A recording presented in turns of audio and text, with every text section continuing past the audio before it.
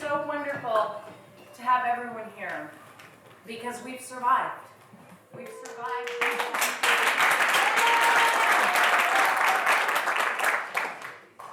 The Merc in particular has survived for a lot of reasons. Tenacity is one thing. This organization has that. And another thing is help. Help, help, help from people like you, from the organizations that offer grants on the front of your program. Check those organizations out. They've given us thousands and thousands of dollars to keep it.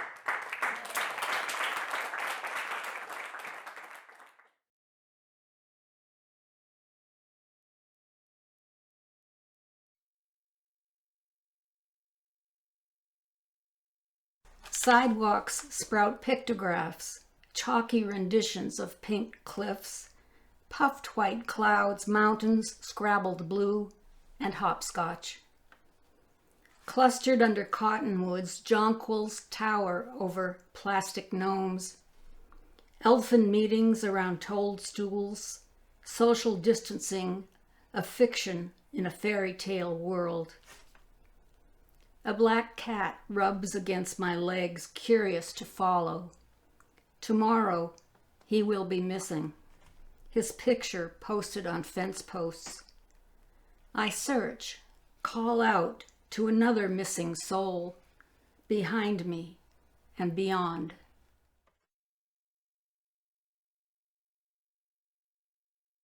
Coarse tree bark, roiling with heat. Trees light up and signal fiercely. Unripe tomatoes that will never ripen. Long, lazy days filled with boredom. Self-isolation ending past, present, future. Outside air unappetizing and grievously uninviting. Smoke broke hope, makes me choke. COVID looming over, stomping, breaking, ending.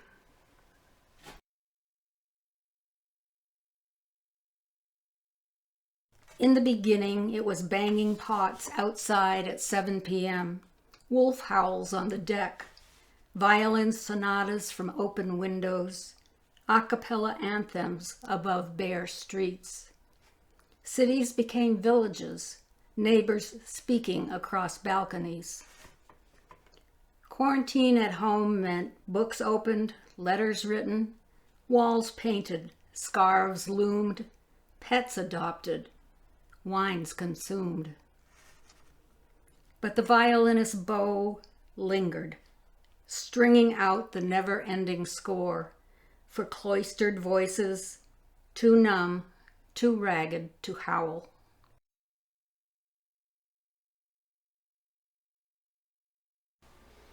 It is already too late for some. The air is filled with particles of the dead. They float peacefully to the ground like flakes of snow. Snow would be a welcome miracle right now. In my mind and mouth, I churn the words of James Baldwin's book titled The Fire Next Time. The Bible may be right about a few things. Is the next time now? Remember to love your neighbor. In times of crisis, we remember to love our neighbor as ourselves, aided by the common ground of possible loss and collective survival. Why does it take strife to bring us together? Lightning strikes and forests burn. Before assets, structures, and people, in that order, forests would burn. In fact, forests were burnt by ancestors who lived in harmony and reciprocity with the land and knew how to tend that which was in their care. Without their wisdom and guidance, we are at the peril of Kali, the Indian deity of inescapable destruction, who takes life not with glee or ruthlessness, but with a knowing that life is not to be held on to. It is a gift to be valued, honored, and appreciated. And yet, it is hard to watch. The barely perceptible orange glow over the darkening hillside is a portent, a raging reminder that this moment, the now, these people are the only guarantee. Still, my heart breaks in pre-grief as the fire consumes the forest around our home. Across the river, the orange reddens and deepens. The ground literally shakes. The power of the procession is felt, hot and loud, with brush as fuel and wind as partner. A pressurized train, without track, headed in the direction of its choosing, unflinching to what stands in its way. We can shape the future. We cannot control it. Get out now. Get out now. Get out now. A mantra repeated until embodied, with the futile realization that our desire to protect what had never been ours to begin with has no ground. We watch in awe and horror as the hungry inferno moves through the valley. What are you hungry for? The fire will help you remember. A stream of organisms pour in. Seasonal village formed from our collective desire to survive destruction, connected through deep meaning and purpose, a dependable vocation, built around the inevitable trajectory of our daily choices, policies, and cultural practices, struggling to protect the assets with dignity. Other organisms flooded out. They did not hear the mantra, but they heard the call. Intuitively, they knew the signs. Distracted about what is real, attached to constant illumination and externally sourced knowledge, we have lost our ability to listen in ways that protect and preserve that which is in our care. The vigils for protection began at the perimeter, between green and red. Sentinels stood watch with courage and devotion, ready to meet the wild with the intentional, to hold the line and say, "Stop here. You have had enough. We protect this place." And the wild fire listened. Abated, redirected, until may the animals find sanctuary. The line held and moved. The wall of smoke grew and thickened, descending and lifting, creating its own weather. A whiteout on a clear day, a red sun. Don't breathe deep. That pleasure is months away. Each day spent waiting to know, predicting the unknown, yet never really knowing, will the line hold? Uncertainty makes moments last longer.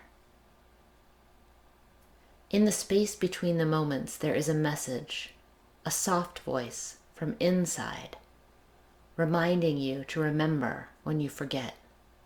Do you know how to listen?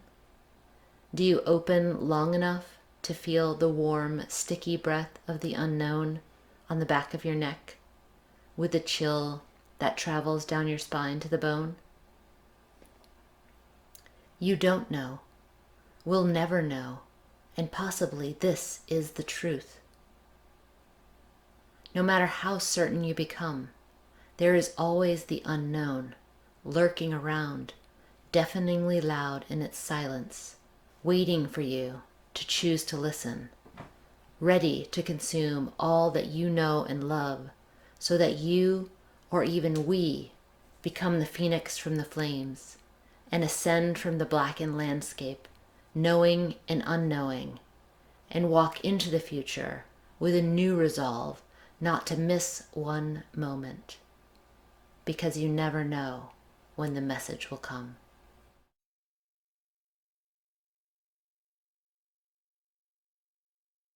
This last year and a half has been really tough on everybody. Between COVID and then the wildfires, it's been hard. But I'll tell you something. It reminds me of my mom. She was born in 1915 into a family without enough food. She came a young woman during the Depression, lived through World War II. She had a great attitude all the time. And she told me, she said, just remember, honey, this too will pass, both the good and the bad. So I keep her in mind. And this song's for her.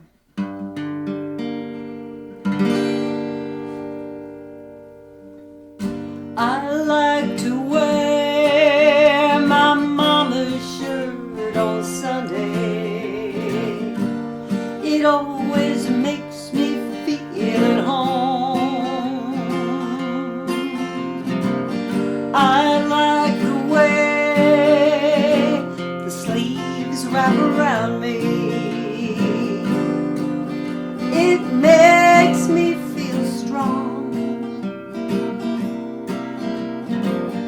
I lost my mom in 2020 while the world was busy losing everything else.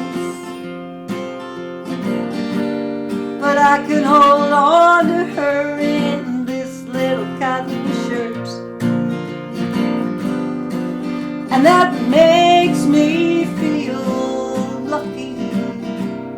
I feel lucky to have a roof over my head. I feel lucky for you in a sweet and cozy bed. I feel lucky for stars over my head. And that's what gets me on my feet. This COVID time is precious, but it's not easy. It's a big time out for the world.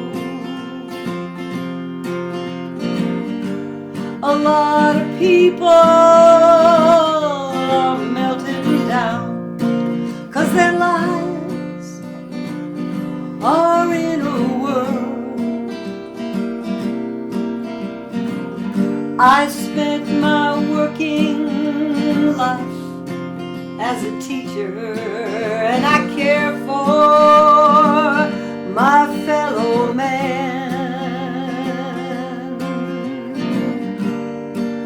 Every kid that I've ever known was crafted by a golden hand. So I feel lucky to have a roof over my head. I feel lucky for you in our sweet and cozy bed. I feel lucky for stars over my head. And that's what gets me on my feet.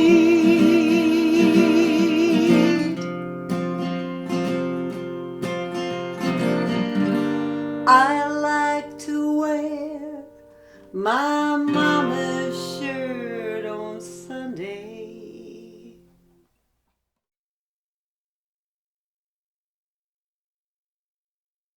Do you want to know about my laundry? How I hang it to dry type by type for easy folding? Or last night's pizza reheated for lunch? Outside, the grass gets higher and greens like magic. Each spear like tip says, I dare you to cut me, adolescent and immortal. Hummingbirds perch like flowers on the leafing branches of trees. On the screen, nuthatches scrabble, waiting their turn at the feeder. And the wasps, confused, climb the glass but never reach sky. Air is our universe, now and ever, never the culprit, just the messenger. Even keeping to ourselves, we share it. Inside of me, inside of you. The wind-whipped jeans and t-shirts send messages, disembodied guests waving hello.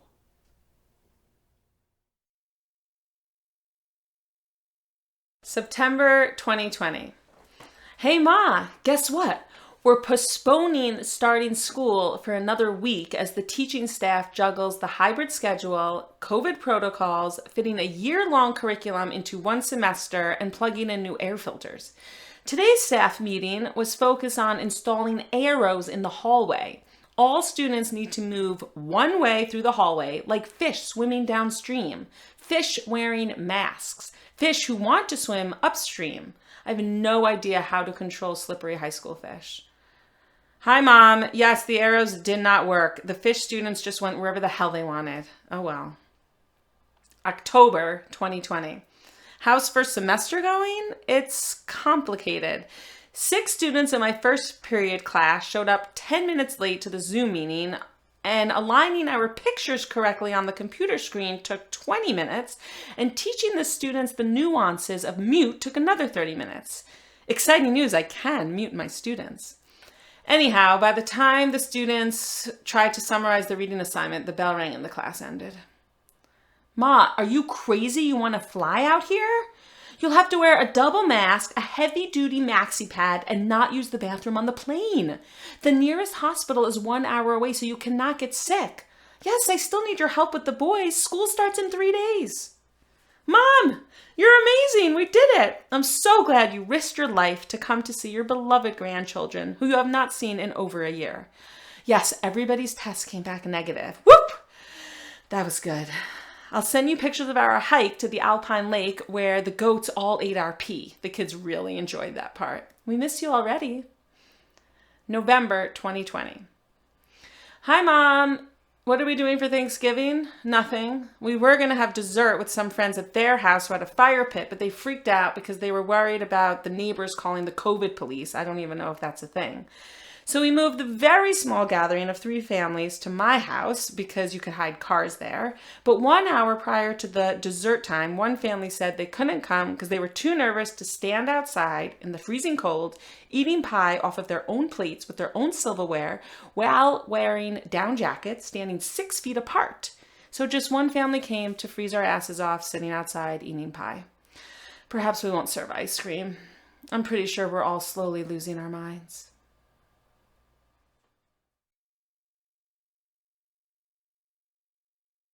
COVID made indoors forbidden. Outdoors were a sanctuary. Mountains, rivers, and lakes were a glowing window to an otherwise dark prison. Hate, fear, and uncertainty ruled our conscience. Fast forward 15 months. School ends and our plans depend on clean air and public lands. With summer storms come prayers for rain. Instead, our enthusiasm is depleted. Lightning springs fire. Smoke trailing like an evil accomplice. Trapped indoors, our window closes. We are left, imprisoned with just a candlelight of hope, human will, and perseverance. I believe that with every loss, a phoenix will rise. When we're living inside the belly of the whale, if we hold on tight and remain focused on what matters, we will resurface. What matters will become even more pronounced. We have an opportunity to reincarnate. We can become stronger, wiser, more determined. In 2014, we did lose everything we owned to a wildfire. But the very next year, our community lost a hero to raging flames, Tommy. And suddenly, all of those roadblocks we thought we had to negotiate dwindled. And I understood that my reality is just that. My reality. If I take a moment to pause and consider, I can rise above to gain a bird's eye view and appreciate that my life, no matter my reality, is good. Fast forward to 2020, I paid attention, yet covered my ears. I agonized about the worldwide pandemic approaching, not if, but when. fear, toilet paper shortages, hand sanitizer and masks, social distancing. I thought, you have got to be kidding me. I can't see my parents. We have to walk 6 feet apart from our friends. Donald Trump said, we have it under control. It's one person coming in from China. It's going to be just fine. He said, I think that's a problem that's going to go away. They have studied it. They know very much. In fact, we're very close to a vaccine. He said, look, we're going to lose anywhere from 75,000, 80,000 to 100,000 people. Riots took hold across our nation. Black lives matter. We yearned for our community, physical connection, hugs. In 2021, I paid attention through my lens. Amanda Gorman said, we will rebuild, reconcile, and recover in every known nook of our nation, in every corner called our country. Our people, diverse and beautiful, will emerge, battered and beautiful. We began to disassemble the towering walls we built. Fears lifted momentarily until record high temperatures created havoc. With wildfires and chest-compressing smoke-filled air, yes, we struggled with PTSD. Helicopter blade-slapping haunting our dreams, we mourned. We worried for the spirit of our Methow Valley. Yet, I must rewind time. 2015, you gave me vivid perspective with the reality-piercing death of 3 heroes. Tommy, homegrown, your budding enthusiasm celebrated here, but not enough. Loved, lost, you helped me gain perspective, Tommy. Grip tight to those who love you and love. 2021, there is so much of you that I missed, focused on my own truth. An explosion in Madrid, Spain, left 3 people dead and many more injured. 32 people in Baghdad were killed and over 100 wounded after the first suicide bombing in 2 years. Hundreds of people were killed in Aksum, Ethiopia. The people were massacred by Eritrean troops fighting in Tigray as tensions rose. Tensions in Lebanon remained high as the country closed in on an economic collapse. Myanmar experienced the deadliest day of protest as military forces killed at least 114 people. Haiti's president was assassinated in his own home. In Iran, at least 3 people died after citizens flooded the streets to protest water shortages. And in Haiti, an earthquake destroyed more than 37,000 homes. At least 1,500 people died, and another 6,000 others were injured. The Taliban swept into Afghanistan's capital after the government collapsed. And so, I remember Tommy. Yes, we did lose everything we owned to a wildfire. Recovery was hard. Yes, we are living through a pandemic, and I am ready for it to end. Yes, our world is heating up, and I'm scared for our children. Through all of this, though, I'm holding ashes as a sacred reminder that we have everything. We have choices. We are employed. We have a roof over our heads. We have fresh food, community, the ability to educate our youth. We are healthy. We are loved, and we love. Hold on tight. Focus on what matters. Our phoenix will rise. December 2020. Happy Hanukkah! Happy holidays! Sure, I could set up a family Zoom Hanukkah call. I guess seeing our cousins on a computer screen more often than seeing them in person is now the new normal. At least no one will argue over who gets to light the menorah. Everyone will have their own menorah to light. Mom, check your email. I sent you some of the fabulous podcasts my students produced. We had to change the format this year due to COVID, but it actually worked. Instead of interviewing business owners and professionals, each student narrated a story about an impactful life experience. And I even cried once. 2 students shared the challenging of coming out to their friends and family. Another student wrote about helping a peer navigate through suicidal thoughts. One student wrote about a life-changing trip to a small Alaskan village, and another described his first back-breaking job as a laborer. You could hear a pin drop while the students listened to their classmates' stories. I was impressed. January 2021.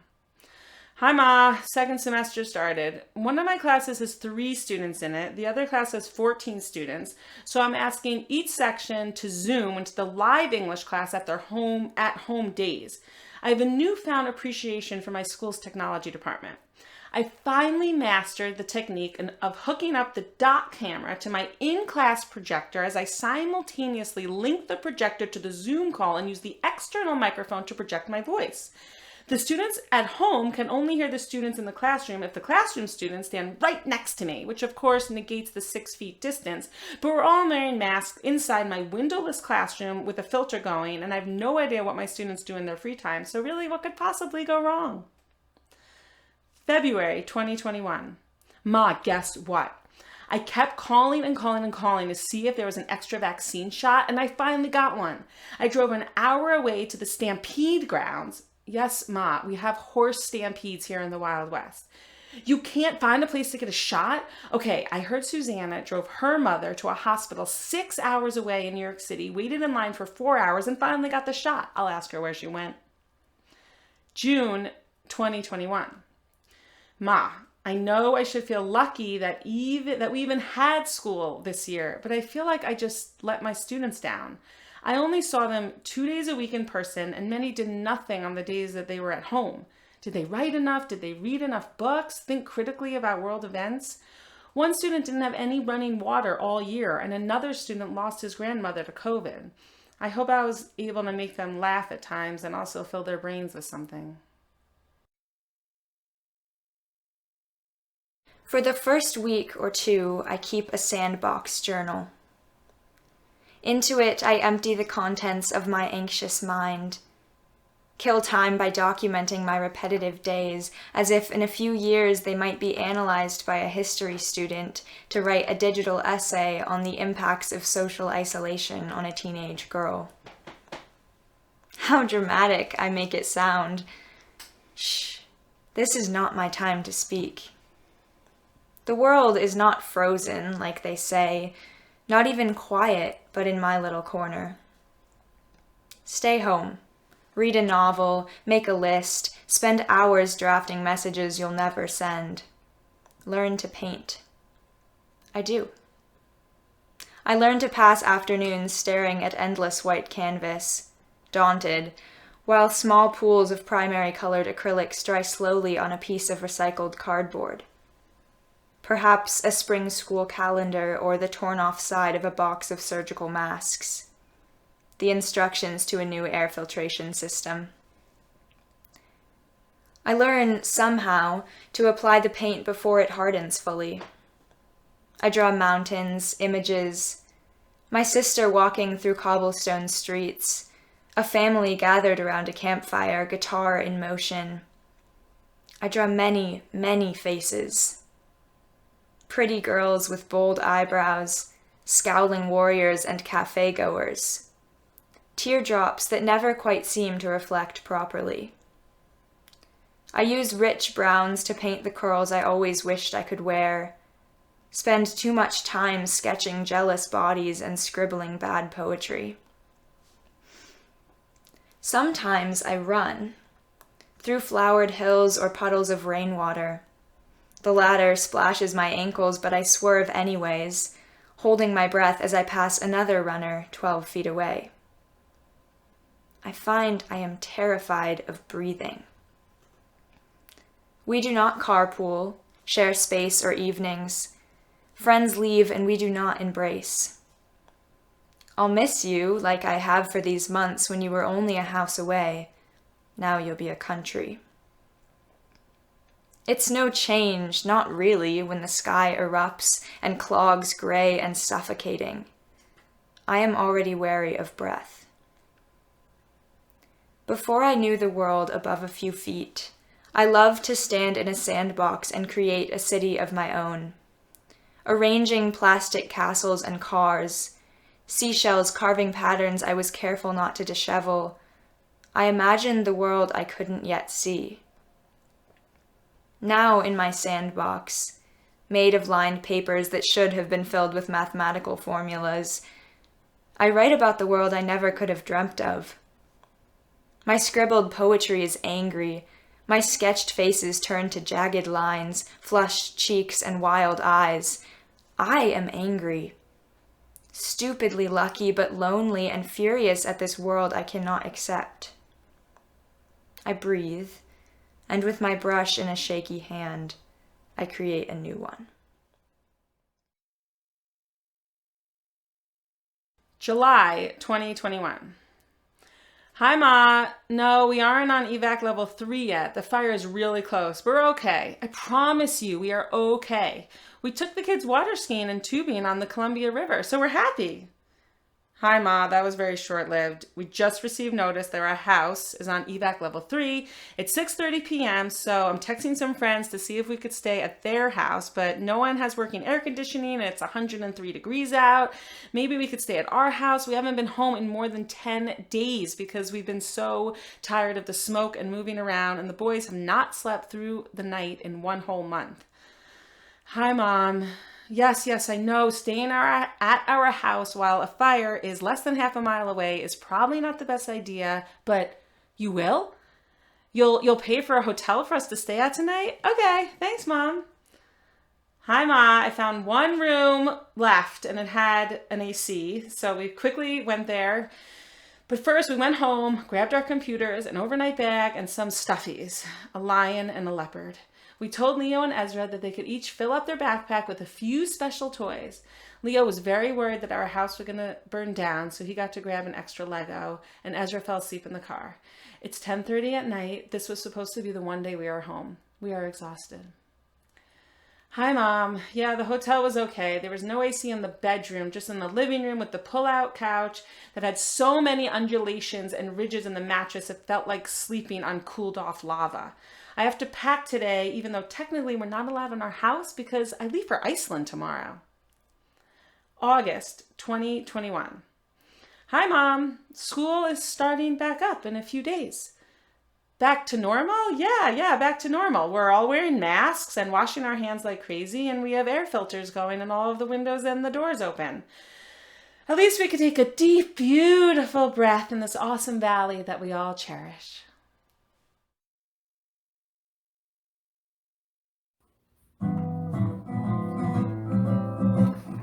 It's Friday night, grab a chair, mix a drink, we'll all be there. It's 5 o'clock, let's have a ball. On Waring Street, come one, come all. Yeah. You know, when shutdown hit, it was cozy at first. Then I got a very strong people thirst, and that's when I began to look around.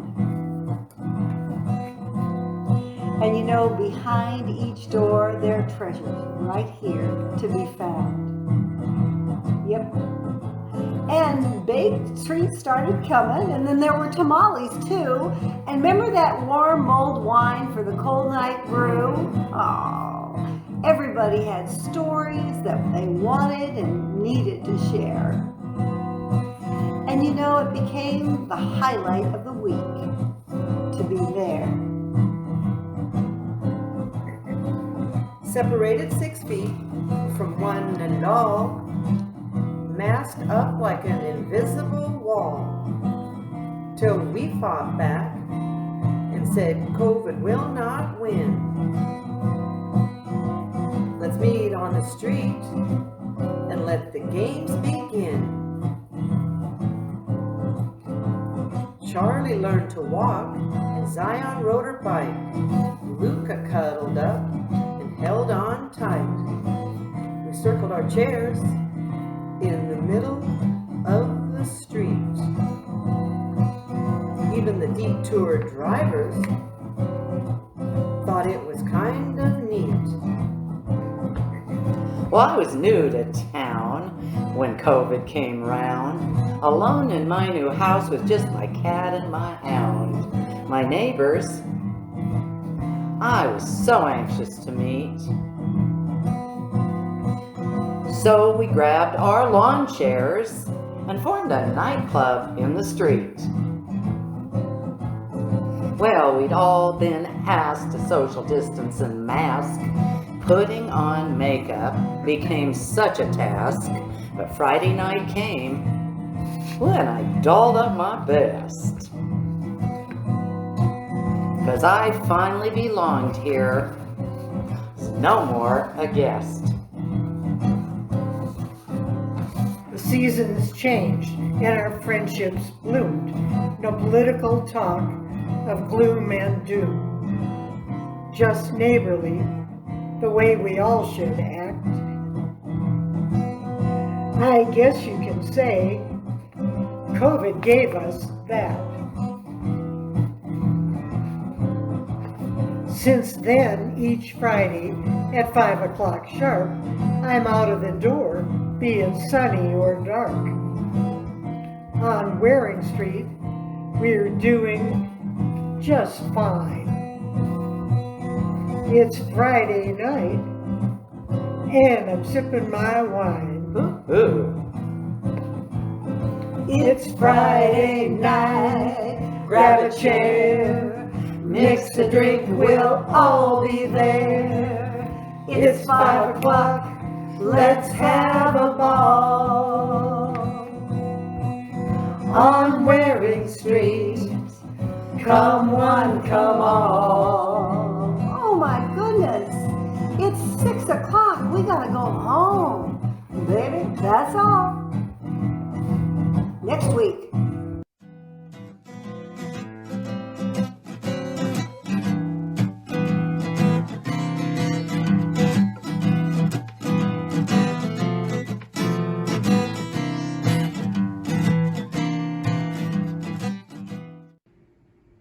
There's nothing to do. Wait, did I just talk to a duck?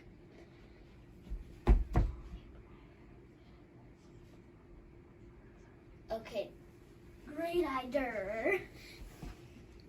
Just let me get my socks on, socks on. Just let me get my socks on, socks on. Just let me get my socks on, socks on. Just let me get my socks on, socks on. Just let me get my socks on, let me get my socks on.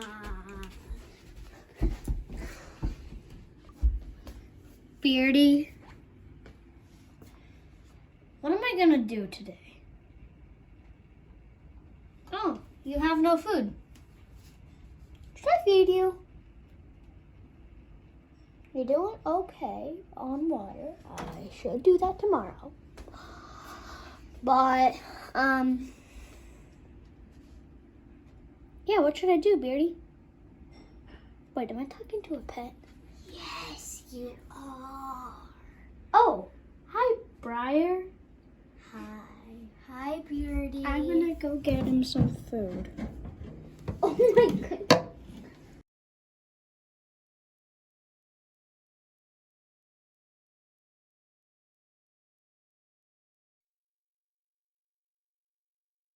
I took a job with the Meta Valley Clinic in Winthrop at the end of September 2019, my first foray into the medical community. A medical assistant learns most of their tasks via on-the-job training. So the first few months were packed with new experiences and different ways of understanding healthcare. I also got to meet many of the residents of the valley. I am the person who comes out to the waiting area and brings you back to the treatment area, takes your vitals, and gets things ready for the provider. As the testing became available, but the treatment still unclear, we cut back on seeing patients in person and introduced virtual visits. For the spring and early summer, we seldom had more than 2 or 3 live visits scheduled. We cut back the hours of the staff as there was less to do. We also got much more aggressive in our pre- and post-visit cleaning procedures. The first tests were processed by a couple of labs in Seattle. They required we put on full personal protective equipment, what they call PPE, and do a sinus swab up both nostrils. The nurse explained the process to me as gently as possible, push the swab straight in until it stops, rotating the tip as you go. You will know you've gotten in deep enough when the patient's face screws up. More than half the time, the result was a pretty solid sneeze after the swab. We did all of these tests in the back parking lot. To minimize the consumption of disposable PPE, we tried to schedule everyone for the same time just after lunch at 1, so that we would have all of the samples ready for the pickup run at 2. After carefully gearing up in my PPE and doing a number of swabs, and then carefully doffing the PPE and disposing of it, I would go scrub myself down, as I did not want to take anything home to my family. At last, we received equipment that allowed us to perform a simple nasal swab just inside the nostril that we could process there in our lab. The Methow Valley Clinic was one of the few that received this capability early. While the results were not quite as reliable, we could report the results the same day. 2020 was the year we did a reboot of our society, and for a moment, our frenetic culture slowed down to look at what we valued in our personal and professional lives. For me personally, it meant hearing about a very dangerous virus coming from China, hitting Italy, and eventually Washington State. It meant meeting with a patient in my office, pre-masks, at the Wenatchee Clinic where I work as a medical social worker, with dementia and his caregiver. In February, we were told the very next week he'd been hospitalized with COVID-19. Suddenly, about a week later, I and the pregnant doctor who had seen him were asked to quarantine for 48 hours to see if we became symptomatic with COVID-19. No symptoms appeared for either of us, but the very sweet patient died the next week in the hospital. He was the first of many for me that I heard died in our county from COVID-19. Then came mid-March 2020, and my supervisor suddenly asked me if I wanted to work remotely from home due to a nationwide COVID-19 shutdown. I had a work-provided laptop and cell phone, but needed to complete many forms to get authorized to work securely with medical records and information from home, 90 miles from my work site. I completed the multiple forms, got the necessary signatures, and suddenly was leaving my work site for some unknown period of time to telework. For me, teleworking was a mixed blessing. It meant waking up a little later on Monday mornings, allowing me to not do a 2-hour weekly commute to work, and so I could be home to do a little more housekeeping, cooking, and taking a walk with my differently abled husband on the upside. It also meant creating an office in our small home at the dining table with all of my resources and notebooks, and trying to find a way to keep my concentration to talk with colleagues and patients on Zoom meetings and phone calls, and making them private while my husband and his assistant came in and out of the house during our workday. 688,000 dead. Why? We have become a stupid and selfish people. If 4 years of tumultuous and divisive politics wasn't enough to bring shame, cast doubt on ourselves as a united country, and exhaust us, we have had to watch as common decency, caring for our communities, and kindness had become a choice following the rallying cry of "you can't make me" and "the hell with my neighbor," and is now the voice and definition of America that is heard around the world. Our lives changed from openness and freedom to looking over our shoulders, adopting stringent hygiene practices multiple times a day, and distancing ourselves physically from friends, neighbors, colleagues, family. Today's technology offered us a way to stay in contact and communicate, recreate, conduct business. socialize in creative ways that would have been unthinkable in the past when we have been stricken by other pandemics and plagues. Flu, polio, smallpox, SARS. The toll of the last year and a half will be felt collectively in our schools, our families, our communities, our businesses, our government for many years to come. We're saved. The first Corona-19 vaccine was administered on December 15th, 2020. Up to that date, 334,000 Americans had died from the disease. Wait a minute, not so fast. 10 months later, and only 63% of Americans have been fully vaccinated. 688,000 dead. Husbands, wives, mothers, fathers, sisters, brothers, friends. Why? March 1947, New York City. Smallpox was detected.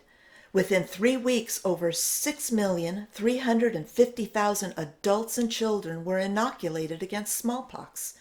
5 million within the first 2 weeks. The rapid response of the City of New York and the Public Health Department limited the outbreak to 12 people, 10 who survived and 2 who died. The outbreak was declared over on April 24th, 1947. We have become a stupid and selfish people. I do not know how or when we changed from a country that cares and looks out for our neighbor. Countless stories of heroism and courage and kindness have been shared to give us hope and pride and faith that this scourge will be overcome, beaten, defeated. We have vaccines to fight the disease, to protect ourselves and our families, our neighbors, and yet 688,000 dead. Why?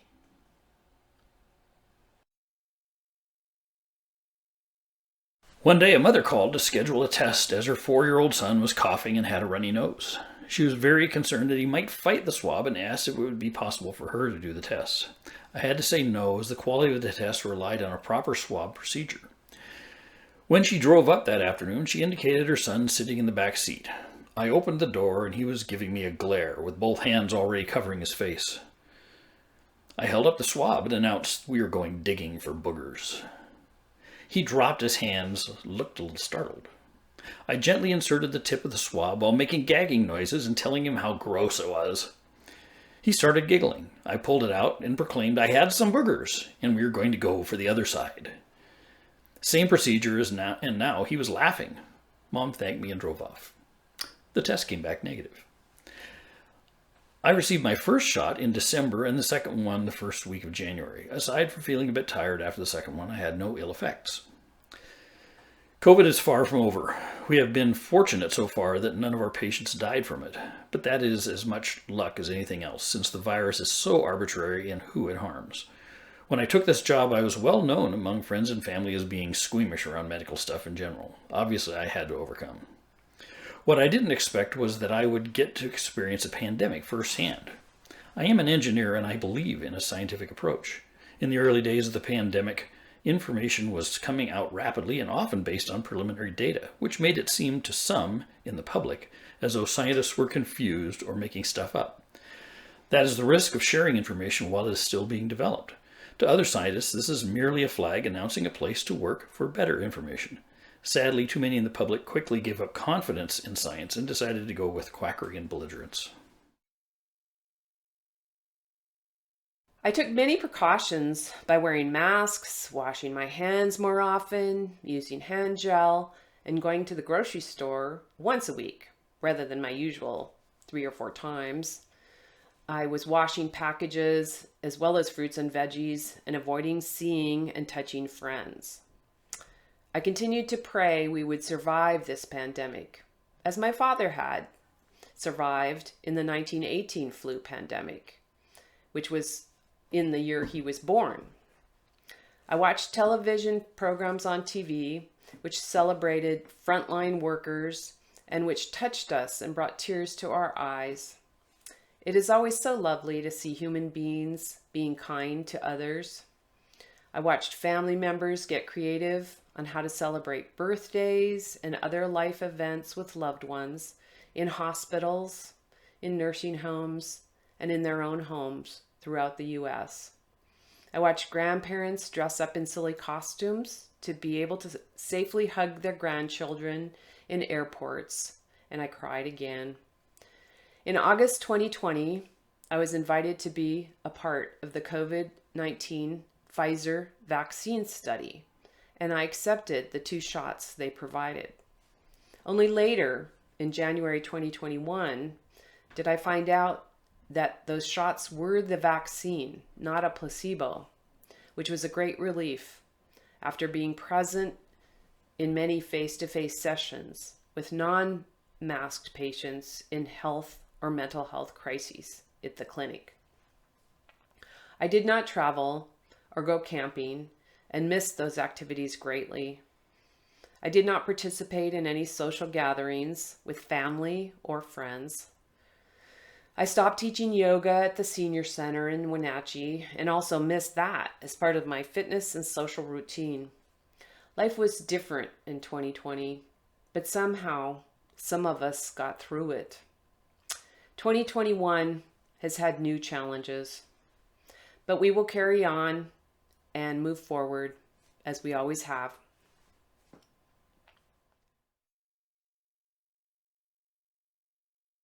Welcome to the Loop Loop Ski Lift Line, guys. I have a few announcements as you ski on up here. First of all, we've got a bad case of snow fleas this year. They crawl up in your nostrils, they get behind your eyes, and they make scabs. They're kind of like a body lice for the eyeballs. But if you just cover your noses, folks, you'll be totally safe, and hopefully next year they will not be here. Fingers crossed. Also, I should tell you, as you guys get into this bottleneck area of the slope, this is the only spot where you have to be next to each other, there is a pickpocket. A pickpocket is loose on the hill. He's wearing all white, he's tough to spot, but if you guys keep 6 feet away from each other, there's no way that anybody can get in your pocket. I've been trying to catch him all day, and I trust no one. So you two are way too close together. One of you is a thief. Now you're spread out. Now I trust you. Thank you. One more thing. I see some people reluctant to pull up their masks. So I'm just going to warn you. In the thick of the lift line, I have passed some gas. Some flatulence protruded from my body, people. It's very embarrassing. I should not have eaten that buttermilk chili waffle oatmeal pickled shake last night, because it is aggravating me today, and I would be mortified if anybody had to smell this fart. I didn't even want to say the F word. Oh gosh, I said the F word. Fart, that is. Sorry, kids. Not the other F word. Just please, just raise your mask. You don't have to smell my fart. I'm already embarrassed enough to have to tell you about it. This is terrible. Oh, I see some of the kids got their noses out. Now, I gotta warn you guys, and maybe this is today only, but there is a grandfather on the hill, and he is stealing kids' noses. Now, he's not doing the classic finger gotcha nose.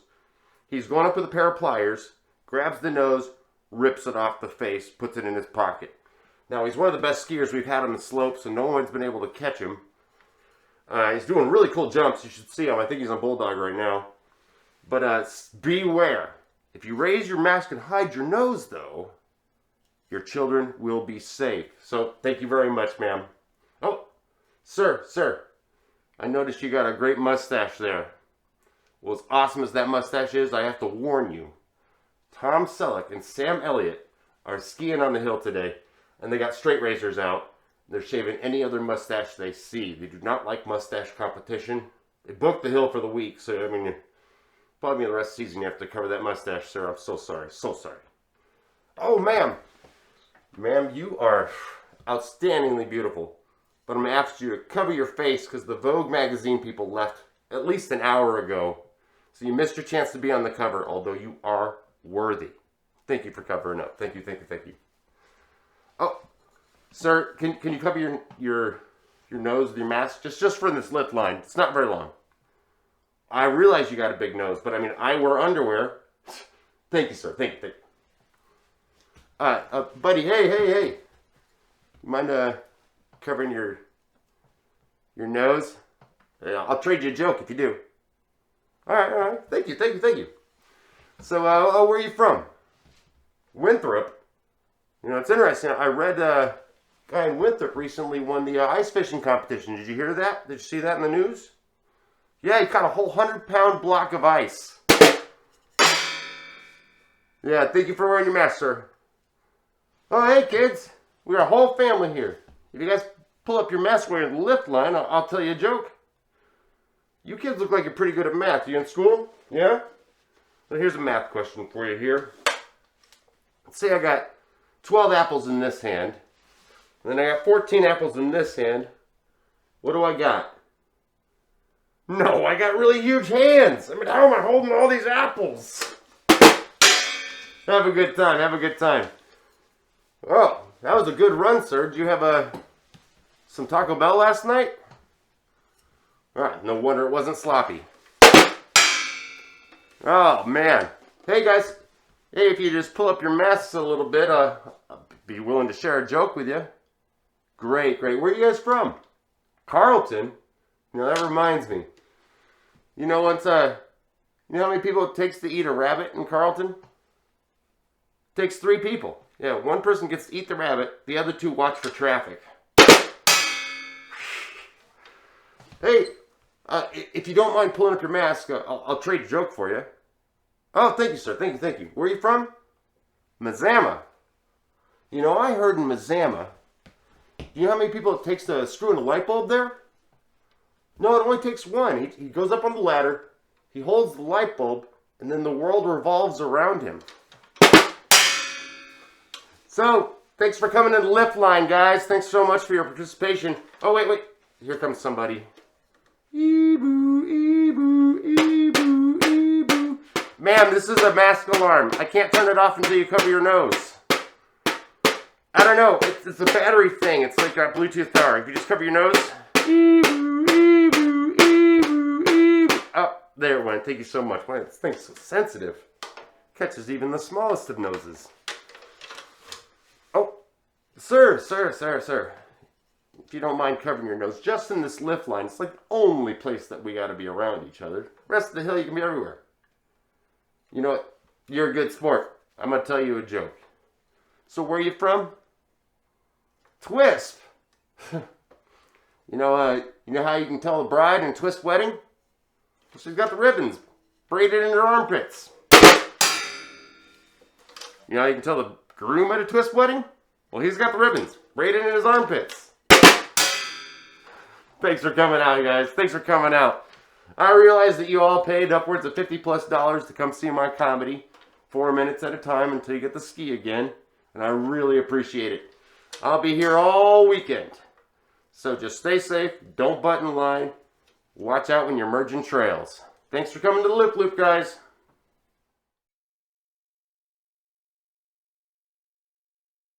Like a dark thread and golden bobbin, you and the dog stitch your way down the brown hills. You rise and fall upon the grass like a mirage, sometimes gone, then as if you tread atop its waving tips. At last, when you must be near, you disappear completely from sight. The land has swallowed you. I wonder if this is what death is like, seeing you wavering in the distance, as if you draw near, as if you'll arrive where I am waiting, unless it's I who get there first and wait for you. We're both waiting here in our way, living moment by moment, day by day. The world crashes and fear hums along all the wires and portals. We're not immune, but inoculated against despair. We walk the dog, eat our meals, wash our hands, watch the world turn from brown to green, life's eternal leaving.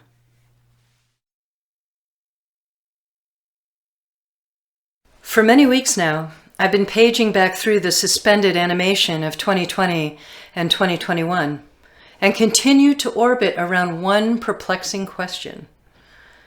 After everything that happened and all the things that didn't, will we remember the comet? Neowise, remember? Neowise the comet? I feel a strange sense of obligation to honor Neowise as the miracle it was appearing before us. Or, by summer 2020, 5 months into the COVID-19 shutdown, were we just way too far gone for miracles? It's remarkable how COVID-19 has inverted our sense of self, space, and safety. After 790,000 years of humans building shelter, outside is suddenly safer than inside. There is no more safety in numbers if the number is greater than 1. And we've awkwardly learned the new dance of showing our love by backing away, not smushing together. How will these inversions play out over time? And will we remember the comet? I, for one, won't forget it. It was mid-July, so even at 3 a.m., it was still hot out. I crept out of our home on East County Road, taking in a deep breath of clean country air beneath the usual blanket of infinite stars. I turned to the north, and there, above some darkly silhouetted low-lying foothills, was the rocketing stillness of a comet. Hanging in the sky, blazing with whiteness and an embarrassingly long tail. I had never seen one before, but somehow knew exactly what it was. I stood there and watched it apparently stand still, captivated by an object that was moving at 40 miles per second, but frozen in space and time to my naked, sleepy eye. Neowise was right up there with the most beautiful things I had ever seen. And because the world was asleep, it was mine alone. After a time, I wandered back inside and back to bed, feeling like I had an extraordinarily good secret. The next morning, I walked down the driveway on neighborly business. My neighbor said, "You won't believe what I saw last night." His eyes sparkled with a secret smile. I had a feeling for the answer, but I asked anyway. "What did you see?" "There was a comet," he said, "in the sky over Winthrop." I did not want to squelch his exuberance, but I had to confess. I saw it too. "You did? How did you know what it was? How did you know where to look?"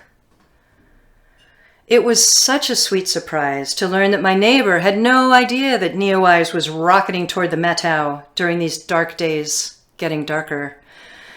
Even in the deepest depths of COVID-19, Neowise managed to capture a few headlines. It was typically covered in the science section, quickly upstaged by the usual super spreader data. My neighbor didn't read about Neowise in the news. He knew nothing of its clearly mapped trajectory or the narrow window of opportunity we had to see it in the sky. He just got lucky. It was his comet, his sighting, his miracle alone. After comparing impressions, we reveled in the moment of our shared cosmic secret. We laughed and shook our heads in amazement and nervously shuffled our boots in the dirt, 6 feet apart. We struggled to recall how long it had been since we had last seen each other. After endlessly long weeks of social distancing, my neighbor and I were suddenly reconnected by something that was 64 million miles away from both of us. Where were you when Neowise passed through? Did you know it was coming? Did you happen to see it? Where were you when is a question that connects us. Where were you when Mount St. Helens erupted? Where were you when Kennedy was shot? When the astronauts walked on the moon? Where were you on 9/11? We ask this question to share a space and time with each other, to share a moment, even when we're apart. When a crisis unfolds, we remember where we stood more clearly than we recall exactly what happened or even who we were with. Our shock and our anger and our awe gets embedded in the cracks in the pavement, in the phone to our ear, in the steam rising from our coffee cup. The impact of COVID-19 is global and deeply pervasive, but the moment is long. We lived through 9/11, but we live in a pandemic. Imagine for a moment that we are the comet and the pandemic is the sky. The post-vaccination spread continues to be the backdrop of our lives. It sometimes barges its way to center stage. It frames our movements and stops the action. Often we forget our lines. Like Neowise, the comet of us moves very fast, but it feels like we're standing still. And whether we know it or not, we just shine on.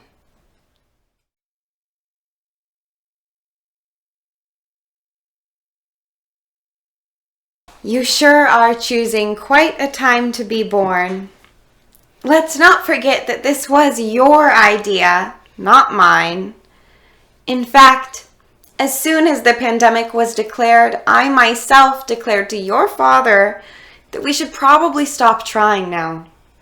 After 2 years of trying for a second child, we should call it a day, be happy with our one great kid, and hunker down for this wild ride. But whoever you are, you have either a great sense of humor or an awful sense of timing. Or you're just super brave, and this pandemic just doesn't scare you at all. Well, it scares me, all right.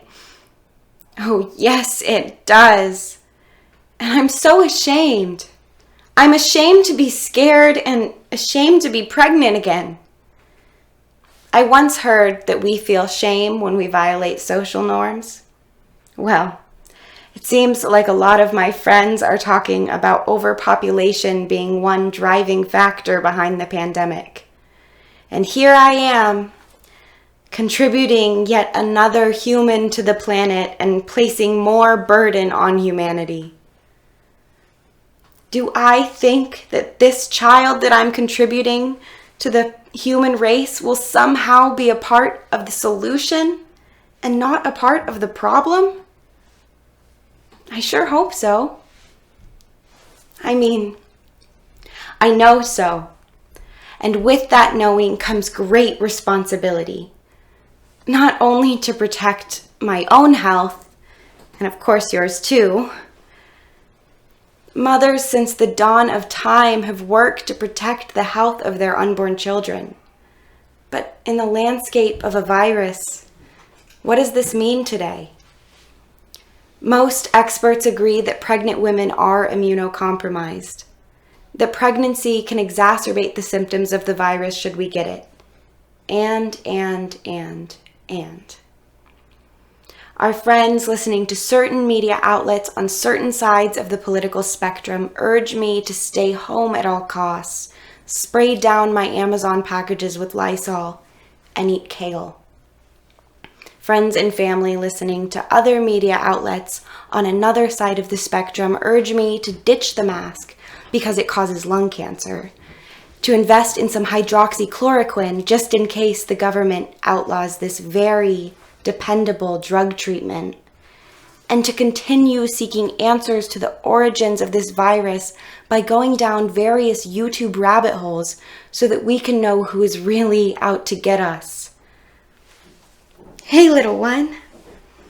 I'm just a little bit more than worried about the dystopian world you're inheriting. Not only one fraught with general run-of-the-mill pandemic vibes, but one where my own family members are currently having a staring contest at one another across a giant fissure of polarization, and there is an awful stench from the fumes of both sides to disparage the other as enemies and villains. There is so much exhaust coming from each other's beliefs that I can't even seem to breathe. I can't breathe. This seems to be the theme so far for 2020. I'm just so exhausted from all this exhaust. Being pregnant is supposed to be a time of hope, for hope, and time when friends and family gather around me and hold my hand through these worries. But the only thing people can hold is a screen where we can Zoom or FaceTime one another. And that's just not the same as face-to-face. When you're 13, I'm gonna throw you a big party. And we're gonna call it the quarantine party. If 3 years ago someone had told me that I'd be living through a global pandemic and massive wildfires, I would have simply laughed. If I take a second to think about the circumstances I'm living through, it starts to seem unreal, like a horror movie come to life. We're surviving a future history lesson, living through a time historians will study. After 2 years of my face being blanketed by a cloth, in an attempt to keep germs at bay, I've grown used to this clinging second skin. The action of stringing the mask loops around my ears, permanently ingrained in my fingers. When I glance outside, I know to expect to see the purple haze that blankets our valley and the creeping orange hillsides. The sound of sirens seems like background noise, a simple melody that's always playing. At 14, I've forgotten what it feels like to go outside and take a deep breath without being afraid. Afraid of the creeping smoke particles that wish to cling to my lung walls, sickening my young body. Afraid of the ever-lapping flames that wish to destruct my home to nothing. Afraid to allow my lungs to breathe in fear of the germs that could sneak in. The sight of the air purifier sitting in my window like a big ugly monster is my normal. Simply freaking out when I hear a cough, a sneeze, a sniffle, and fear of COVID is part of everyday life. Prior to these past years, the word quarantine had never left my lips. But now it seems I can't go a mere hour without hearing that horrific word at least once. Whispered on masked lips and passed like poison from hand to hand. In the future, when this episode of Time is typed by historians into history books, will students ask themselves how we survived? Will they pity our circumstances, hope and pray that they never have to suffer through something similar? But what those students will never guess is that this unreal and almost apocalyptic time is just my everyday life.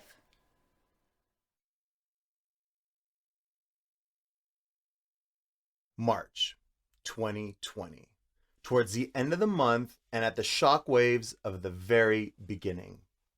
It was lockdown, paralyzed and spiraling, but always creative. Okay, back up. Let me set the stage. The band was already in winter hibernation, save for a one-off, serendipitous, and at the time unknowing last gig. It was Musicians of the Metau, where we, the Full Uplift, had a 20-minute slot to fit in and perform 8, 10, 15 DIY songs. Hey, it's punk rock, fast and short. Here's the catch. Nick was out of the valley, living in his brown van, his home on wheels, no doubtedly down by the river, by a lake, at least out in the mountains somewhere, trumpeting amongst the giants in northern Cali, redwoods and sequoia, infinite towering inspiration. Matt had recently left the valley to follow a rumbling drumbeat of a dream with invigorated energy out to the desert, to Reno, grabbing a chance at something new, something or things he needed and he couldn't find here. He was off to a new groove and we wished him love and luck on this new journey. But I wanted to play this gig. The promise of a night with such strong local talent, to be part of this music showcase, this music scene, our scene. The band had to be a part of it. I scrambled to find seasoned rock and rollers to pull this thing off. It would be a new iteration of FU, but I've been dealing with that for years on different continents, Antarctica, different cities, outposts, and I've become pretty adept at working up a set with little prep time, relying on a new cast and their strengths and talents to float us through and deliver what we always promise. High energy sing-alongs that are your newest favorite songs. Well, with the help of Murray on trombone, Will on the drums, and Tanner reprising his bass riff revolution, we rocked with an electric fervor. It was a triumph and a super high, now shattered by the ever-consuming darkness of the virus. Days later, the official shutdown, lockout, black toe tags. The Cascade Snow had a mesmerizing purity to it, a quiet, a calm, a reassuring blanket that glistened and blinded in the intense sunlight. But now we were coming out of winter into a spring of the unknown, but still always creative. For a long time, I've collaborated musically with friends living far off. I guess in that way, I'm already experienced and familiar with working remotely or working from home. With the benefit of an internet connection and all the wondrous digital recording technologies, phone, nowadays you can hatch an idea, send a digital file to a friend, let them add a little bit of their magic, send it back, and after a bit of tinkering, have a hit song within minutes. Well, I had started doing this with Nick of the Redwoods pre-pandemic, trading ideas and riffs, prepping for our summer season of gigging, keeping our band and the repertoire fresh before we were together again, in person. Or so we thought. Well, now we were both more earnest with our output. We needed our musical connection to help navigate this upside-down trough of madness. One particular idea was really coming to fruition.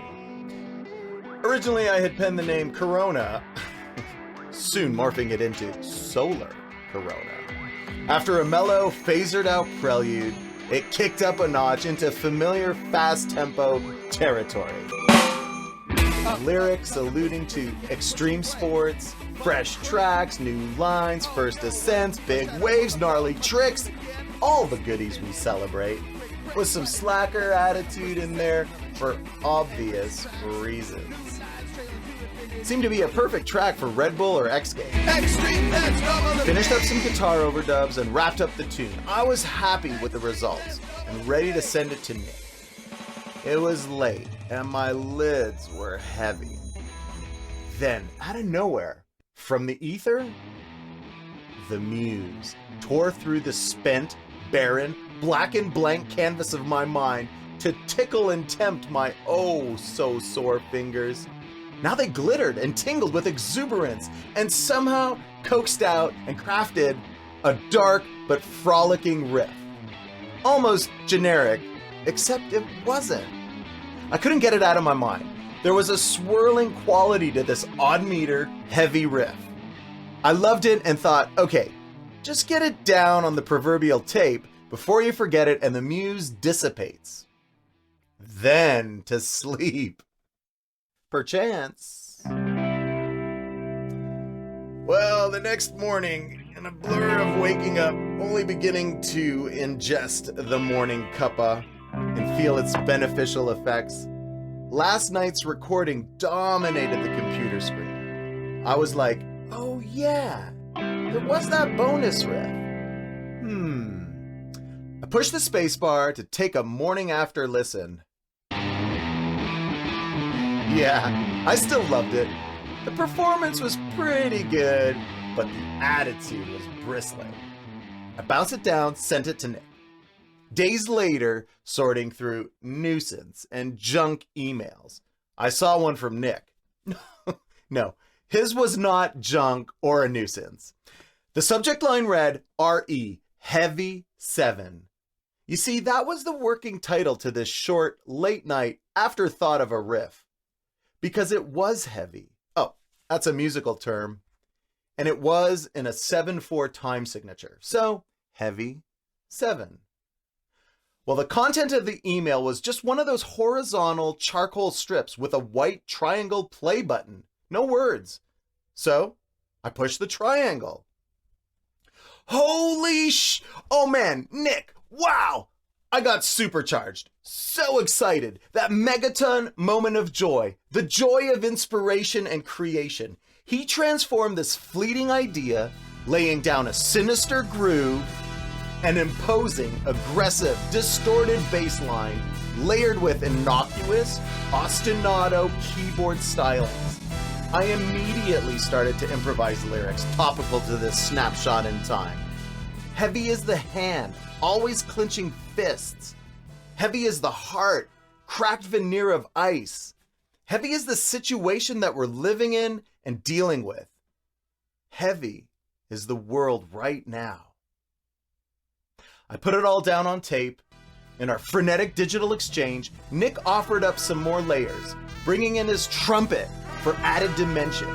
I continued with some more lyrics and guitar overdubs, made a few tweaks to the arrangement, and came up with a chorus. The muse was rooted in residence now, always creative, and well, we definitely have a hit.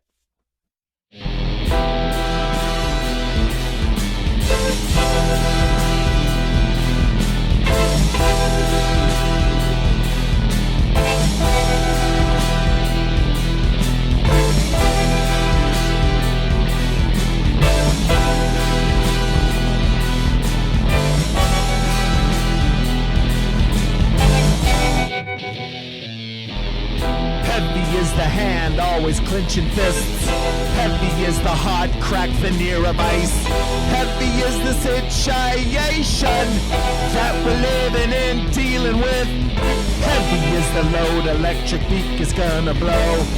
Heavy are the thoughts and prayers, the memories we're sifting through. Who knew you, and you, and who, and you, and you. Heavy is the crown. Heavy is the crown. Heavy is the crown. Heavy is the weight, some things just never seem to come. Heavy is the time it takes, you're never done. Heavy is the realization that this is it, now you're done. Heavy is the crisis of the climate, slow roasting into Venus. Can it defeat us, help to free us? Heavy is the breath you take, trying to give it one last try. Just try a final gasp without a grasp. Heavy is the crown. Heavy is the crown. Heavy is the crown. Heavy is the world right now. Heavy is the world right now. Heavy is the world right now. Heavy is the world right now.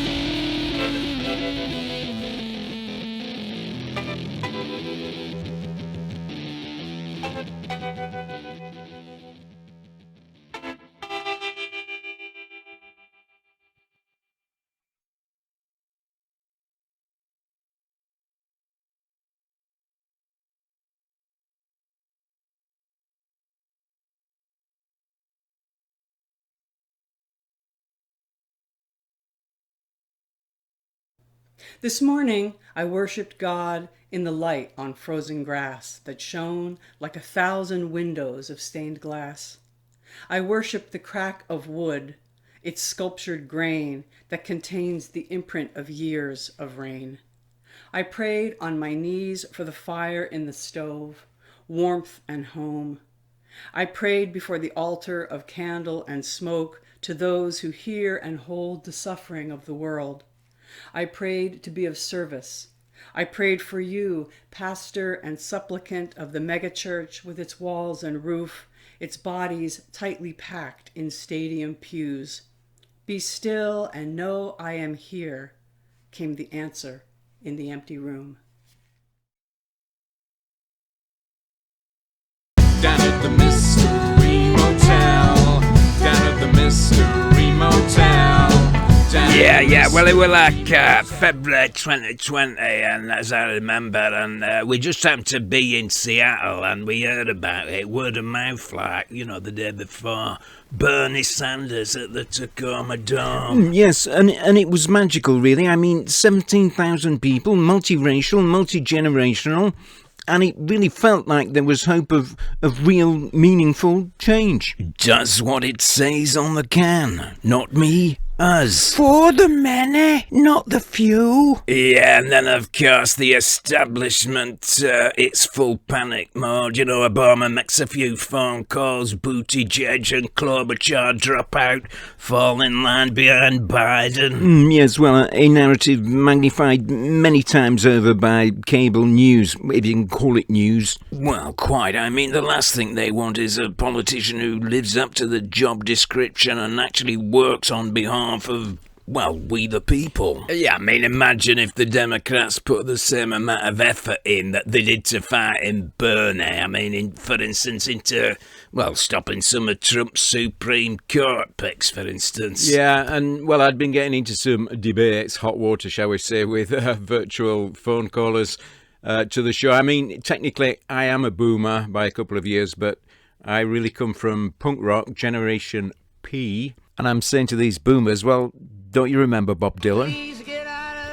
I mean, the sons and daughters had now become the mothers and fathers, and now they're stumping for neoliberal Joe. And the meek shall inherit a burning planet. Well, I'm just saying, on behalf of Generation Alpha, thanks a bunch, boomers, for the post-boomer traumatic stress disorder. Do more with less. And for less pay. Yeah, whilst we're mulling all this over, then COVID hits. I mean, who saw that one coming? Well, Philip, I mean, the scientists had been saying for years it was on the cards. We thought it might all blow over. Yeah, but within a week we were all on lockdown. And it hasn't been the same since. Rehearsals for the apocalypse, mate. Yeah, we just played Musicians of the Meadow gig March 7th at the community centre in Twisp, which was going to be the first show in a long line of gigs, tours booked, promoting our new album. Yeah, well, you dodged a bullet, really, because they had that church choir practice over in Mount Vernon that were in early March, and a lot of people got COVID, and some of them died. And, well, it was before they realised it was airborne. Folks crowded in a room or a bar to watch thespians belting out their lines or singers singing their hearts out.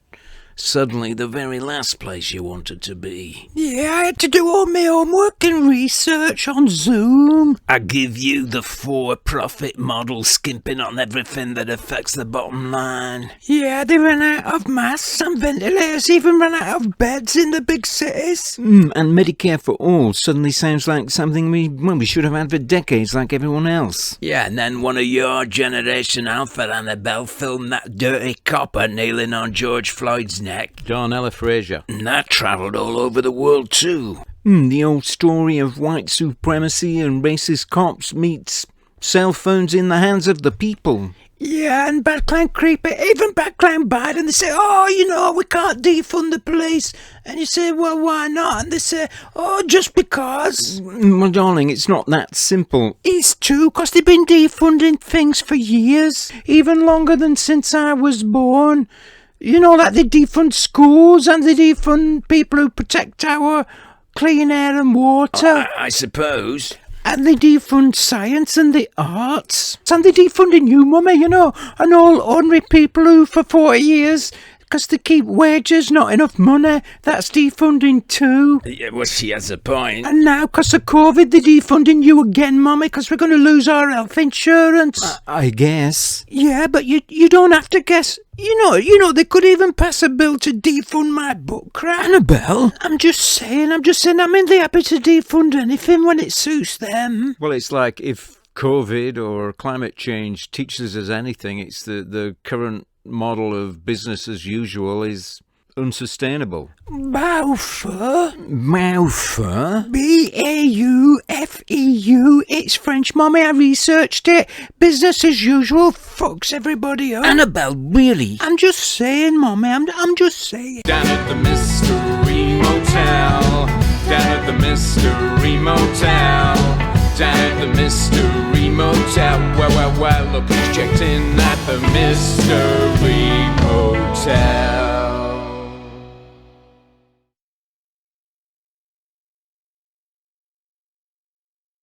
While we're here, separated by illness, the bold forsythia risks the nightly cold to burst forth in golden flame. Likewise, the chokecherry, with its fairy buds, lifts its arms the way I've heard that trees breathe at night when we're not watching. And the red maple has nascent keys dangling like platelets, small spurts from its heart. Life hurts. We go on, even when we feel we can't go on. Go on, go on. Walk the floor to the nearest window. Something out there is singing. What is blooming in you today that you're mistaking for pain? 17 syllables, a haiku. A cancellation, the defining aspect of coronavirus. Snow falling lightly, the deer shudder from the cold. Early is the winter. Life requires air. Masks block the fresh oxygen. Air is now cancelled. Mockingbird in grass.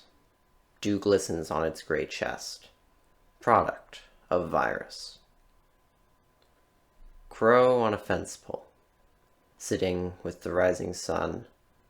Social distancing. School started again. It is very different. Like everything else.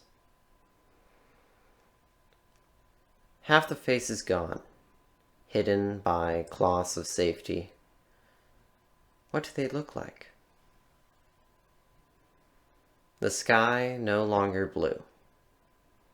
It is suffocating gray. I miss the fog.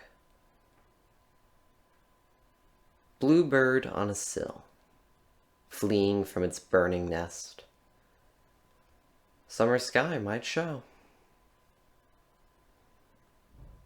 Black skeletons stand, the mountainside a wasteland.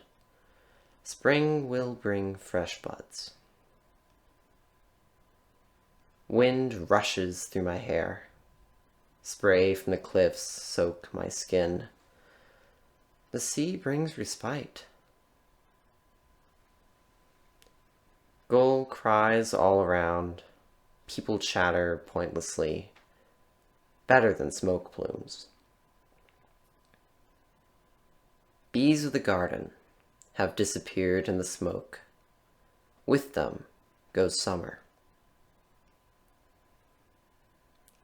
Sunset reddens earth.